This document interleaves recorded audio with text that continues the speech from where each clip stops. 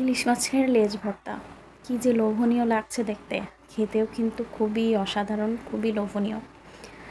যে কেউ খেলে আপনার প্রশংসা করবেই, মাস্ট বি। ইলিশ মাছের 2টা লেজ নিয়েছি, আর এর মধ্যে হলুদ আর লবণ দিয়ে মাছটা ভালো করে মাখিয়ে নেব। আমি মাছটা একটু হালকা একটু কাচিয়ে নিয়েছি, যেন ভাজার সময় একটু ভালোভাবে ভাজতে পারি। আর এখানে ফ্রাই প্যানে আমি সরিষার তেল দিয়ে নিয়েছি। সরিষার তেল দিয়েই মাছটা ভাজা হবে। সরিষার তেলে কিন্তু অসাধারণ একটা সেন্ট, ঘ্রাণ, আর ইলিশ মাছের সাথে কিন্তু খুবই ভালো যায় সরিষার তেল।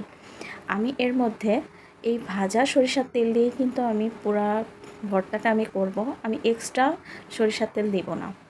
মাছটা আমি খুব সুন্দর করে ভেজে নিয়েছি। একটু হালকা একটু নরম থাকবে, বেশি ভাজা ভাজা হবে না, হালকা একটু নরম করে আমি ভেজে নিয়েছি। আর তার মধ্যে মাছটা ভেজে আমি উঠিয়ে নিয়ে আমি এর মধ্যে শুকনা মরিচ দিয়েছি।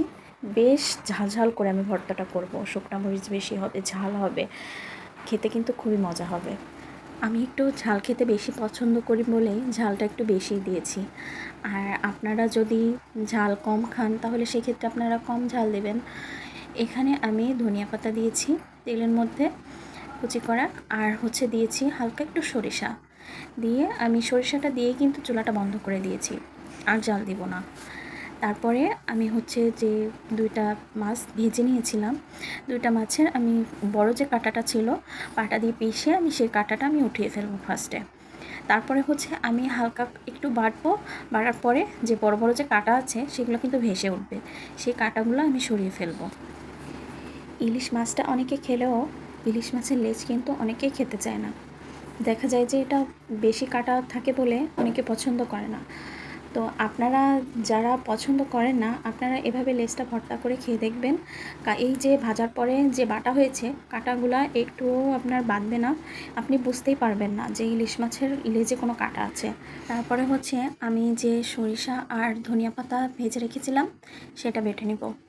বেটে নেওয়ার পরে যে শুকনো মরিচ আছে, শুকনো মরিচটা আমি হাত দিয়ে ম্যাশ করে নিব। এটা কিন্তু বাটবো না, শুকনো মরিচটা হাত দিয়ে জাস্ট ম্যাশ করে নিব।